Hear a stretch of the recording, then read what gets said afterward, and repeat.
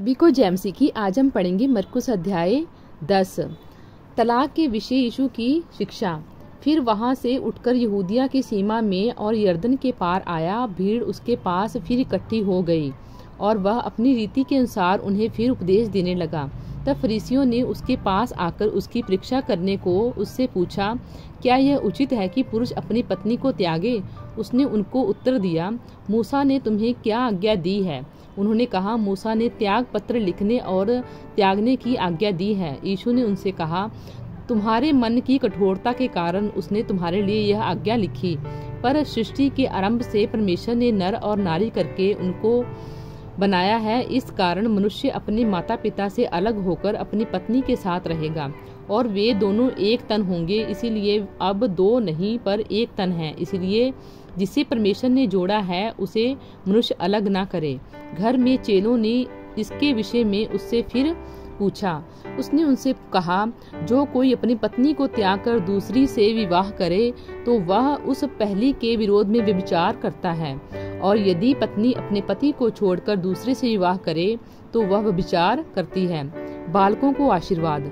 फिर लोग बालकों को उसके पास लाने लगे कि वह उन पर हाथ रखे, पर चेलों ने उनको डांटा। यीशु ने यह देख क्रुद्ध होकर उनसे कहा, बालकों को मेरे पास आने दो और उन्हें मना ना करो, क्योंकि परमेश्वर का राज्य ऐसों ही का है।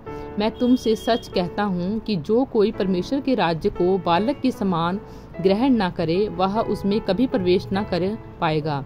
और उसने उन्हें गोद में लिया और उन पर हाथ रखकर उन्हें आशीष दी। धनी युवक और अनंत जीवन। जब वह वहां से निकलकर मार्ग में जा रहा था तो एक मनुष्य उसके पास दौड़ता हुआ आया और उसके आगे घुटने टेक कर उससे पूछा, हे उत्तम गुरु, अनंत जीवन का अधिकारी होने के लिए मैं क्या करूं? यीशु ने उससे कहा, तू मुझे उत्तम क्यों कहता है? कोई उत्तम नहीं, केवल एक, अर्थात परमेश्वर। तू आज्ञाओं को तो जानता है, हत्या न करना, व्यभिचार न करना, चोरी न करना, झूठी गवाही न देना, छल न करना, अपने पिता और अपनी माता का आदर करना। उसने उससे कहा, हे गुरु, इन सब को मैं लड़कपन से मानता आया हूँ। यीशु ने उस पर दृष्टि करके उससे प्रेम किया और उससे कहा, तुझ में एक बात की घटी है। जा, जो कुछ तेरा है उसे बेच कर कंगालों को दे और तुझे स्वर्ग में धन मिलेगा, और आकर मेरे पीछे हो ले।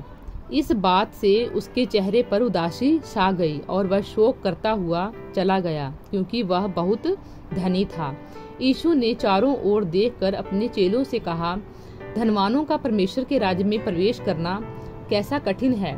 चेले उसकी बातों से अचंभित हुए। इस पर यीशु ने फिर उनसे कहा, हे बालकों, जो धन का भरोसा रखते हैं उनके लिए परमेश्वर के राज्य में प्रवेश करना कैसा कठिन है। परमेश्वर के राज्य में धनवान के प्रवेश करने से ऊंट का सुई के नाके में से निकल जाना सहज है।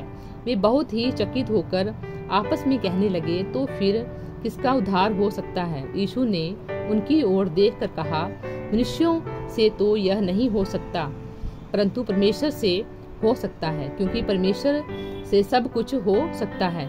पतरस उससे कहने लगा, देख, हम तो सब कुछ छोड़कर तेरे पीछे हो लिए हैं। यीशु ने कहा, मैं तुमसे सच कहता हूँ कि ऐसा कोई नहीं जिसने मेरे और सुसमाचार के लिए घर या भाइयों या बहनों या माता पिता या बालक बच्चों या खेतों को छोड़ दिया हो और अब इस समय 100 गुना ना पाए। घरों और भाइयों और बहनों और माताओं और बाल बच्चों और खेतों को पछताव के साथ और परलोक में अनंत जीवन। पर बहुत से जो पहले हैं पिछले होंगे और जो पिछले हैं वे पहले होंगे। अपनी मृत्यु के विषय यीशु की तीसरी भविष्यवाणी।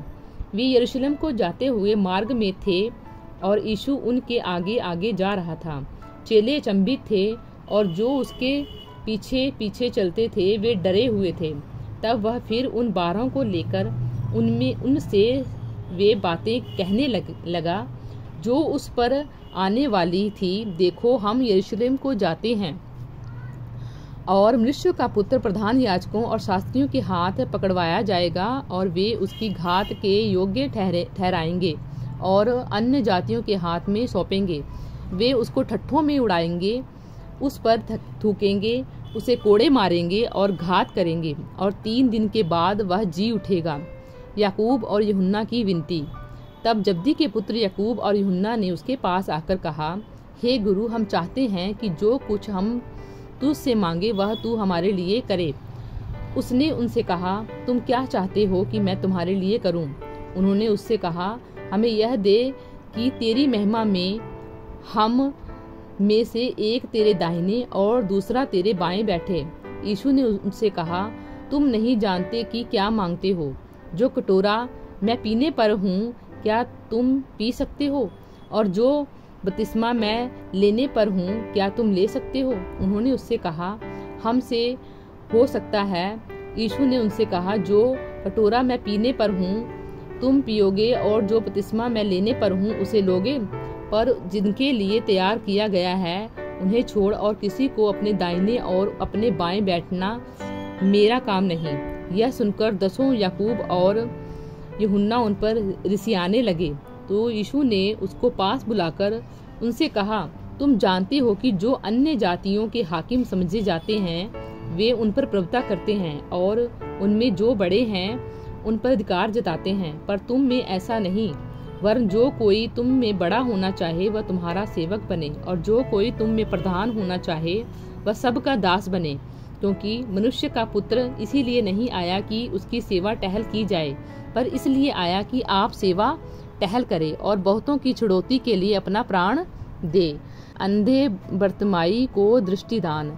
वे यरीहो में आए, और जब वह और उसके चेले और एक बड़ी भीड़ यरीहो के से निकलती थी, तब तिमाई का पुत्र बर्तिमाई एक अंधा भिखारी सड़क के किनारे बैठा था।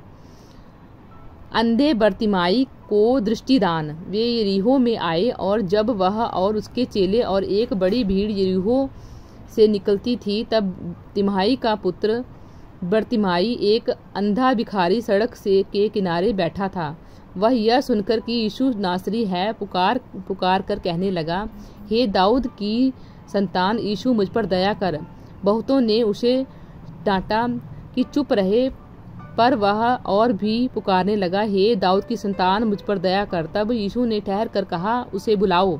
और लोगों ने उस अंधे को बुलाकर उससे कहा, ढाढ़स बांध, उठ, वह तुझे बुलाता है। वह अपना कपड़ा फेंक कर शीघ्र उठा और यीशु के पास आया।